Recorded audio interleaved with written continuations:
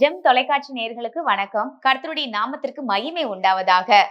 இப்பொழுது வியாதியை விட்டு விலக்குவேன் அப்படின்ற தலைப்புல பார்க்க போகிறோம். அதற்கு ஒரு வேத வசனத்தை இப்பொழுது நாம் வாசிக்கலாம்.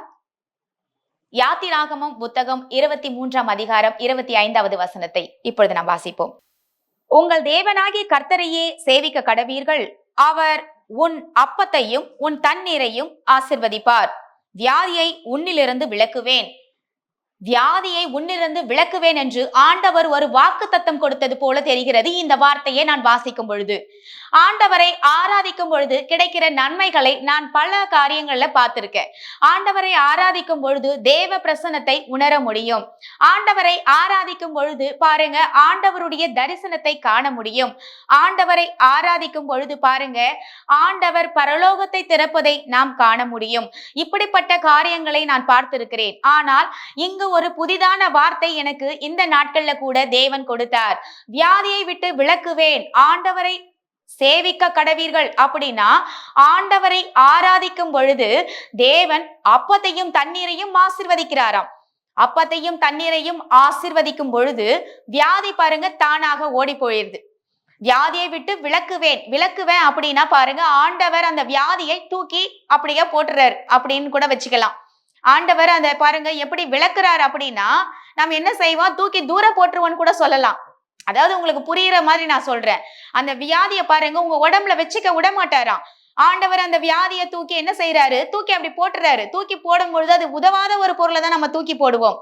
விலக்குவேன் அப்படின்னா பாருங்க, தேவையில்லாத பொருளை தான் வீட்டுல இருந்து நம்ம என்ன செய்வோம், ஒதுக்குவோம், விலக்கி வைப்போம். வேண்டாம், இதெல்லாம் நமக்கு வேஸ்டேஜ்னு சொல்லி ஒரு ஸ்டோர் ரூம்லயோ இல்ல தேவையில்லாத காயெல்லாம் கடையில கொண்டு போய் போடுவோம்.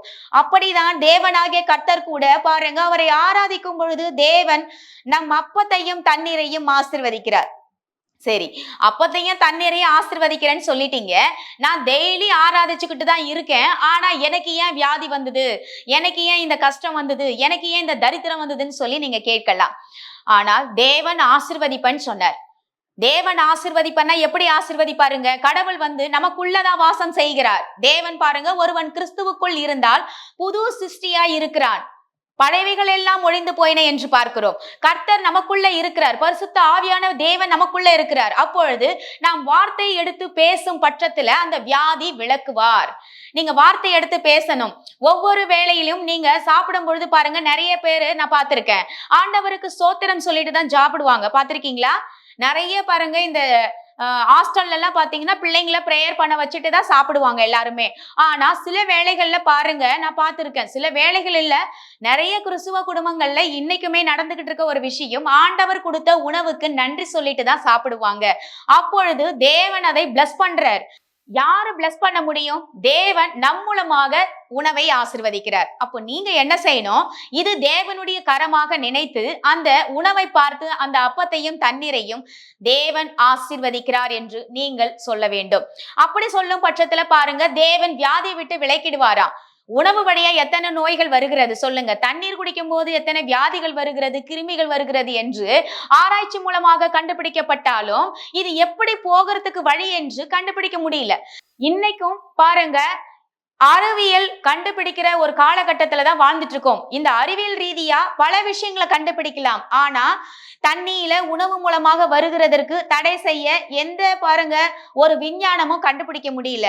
ஆனா ஆண்டவர் சொல்ற காரியத்தை நம்ம பயன்படுத்தும் பட்சத்துல தேவன் பாருங்க நம்முடைய உணவுகளை ஆசீர்வதித்து வியாதியை விளக்குகிறாராம். இந்த கடைசி காலத்துல பாருங்க, உணவுகள் எல்லாமே, தானியங்கள் எல்லாமே மருந்துல தான் விளையுது. இந்த மருந்துல விளையிறது எல்லாமே சாப்பிட்டு பாருங்க, பிபி வருது, சுகர் வருது, தைராய்டு பிரச்சனை, இப்படிப்பட்ட காரியங்கள் எல்லாமே வருகிறதே என்று நாம் நினைக்கிறோமே தவிர இது போகிறதுக்கு என்ன வழி? அது போகிறதுக்கு வழியை தாங்க ஆண்டவர் ஏற்கனவே எழுதி வச்சுட்டாரு. இந்த புத்தகத்துல எதுக்கு எழுதி வச்சிருக்காரு சொல்லுங்க? அந்த புத்தகத்துல எழுதி வச்சது எதுக்கு? நம்ம மூடி வச்சிட்டு இருக்கிறதுக்காக இல்லைங்க, அதை எடுத்து பயன்படுத்தணும். நீங்க ஒரு பொருளை வீட்டுக்காக வாங்குறீங்க, வாங்கிட்டு அந்த பொருளை என்ன பண்றீங்க, அதுக்காக ஒரு கேட்லாக் கொடுப்பாங்க, எப்படி நீங்க உபயோகப்படுத்தணும் அப்படின்னு சொல்லி. இந்த பைபிளும் பாருங்க நம் வாழ்க்கைக்குரிய கேட்லாக்கா தான் தேவன் நம்ம கையில கொடுத்திருக்கார். நீ எடுத்து பயன்படுத்தணும் உங்க வாழ்க்கையில. அப்பத்தையும் தண்ணீரையும் ஒவ்வொரு வேளையிலும் நீங்கள் ஆசீர்வதித்து உண்ணும் பொழுது தேவன் உங்கள் வியாதியை விட்டு, உங்கள் வியாதியை உங்களில் இருந்து விலக்குவாராக. ஆண்டவர் பெரிய காரியங்கள் உங்கள் வாழ்க்கையில செய்வாராக. வாங்க நம்ம ஜெபிக்கலாம் அதற்காக. எங்கள் அன்பும் இரக்கமும் நிறைந்த நல்ல தகப்பனே, நாங்கள் உம்மண்டையில் வருகிற சுவாமி. வியாதியை விளக்குவேன் என்ற தலைப்புல பார்த்தோம். வியாதியை எப்படி விளக்க முடியும்? அது ஒட்டிக்கிச்சுன்னா பாருங்க, ஒருத்தருக்கு பாத்தீங்கன்னா இந்த வியாதி வந்துருச்சா போகவே போகாது அப்படின்னு சொல்றாங்க. சுகர் வந்தா போகாது, தைராய்டு வந்தா போகாது, கேன்சர் வந்தா போகாது, இப்படிப்பட்ட பல ஒரு காரணங்களை காட்டி போகாது போகாதுன்னு சொல்றாங்க. ஆனா நீங்க சொல்றீங்க, அப்பத்தையும் தண்ணீரையும் ஆசீர்வதிப்பேன், வியாதியை விட்டு விலக்குவேன், அது போகும் போகும், விலக்குவேன் விலக்குவேன் என்று நீங்க சொல்றீங்க. அந்த வார்த்தைகளை நாங்கள் பயன்படுத்தி ஆண்டவரே, எங்கள் வாழ்க்கையில இருக்கக்கூடிய தரித்திரங்கள், வியாதிகள், நோய்கள், கடன் பிரச்சனை எல்லாவற்றையும் விளக்க தேவன் கொடுத்த வார்த்தையை நாங்கள் எடுத்து ஆண்டவரே, இந்த வாக்கு தத்தங்களை எடுத்து நாங்கள் அறிக்கை செய்து அதை அப்படியே ஆண்டவரே தேவனுடைய சித்தத்தின்படி நாங்கள் பேசும் பொழுது ஆண்டவர் அப்படியே விலக்கி போடுவாராக என்று நாங்கள் ஆண்டவரை வேண்டிக் கொள்ளுகிறோம். நீர் அப்படியே ஆண்டவரே ஜனங்களுக்கு வியாதியை விட்டு விலக்கி ஒவ்வொருத்தருடைய ஆசீர்வாதத்தை ஆண்டவரை சிரசின் மேல் ஊற்றும்படியாக நாங்கள் ஜெபிக்கிறோம். ஜீவனுள்ள நல்ல தகப்பனே, ஆமென்.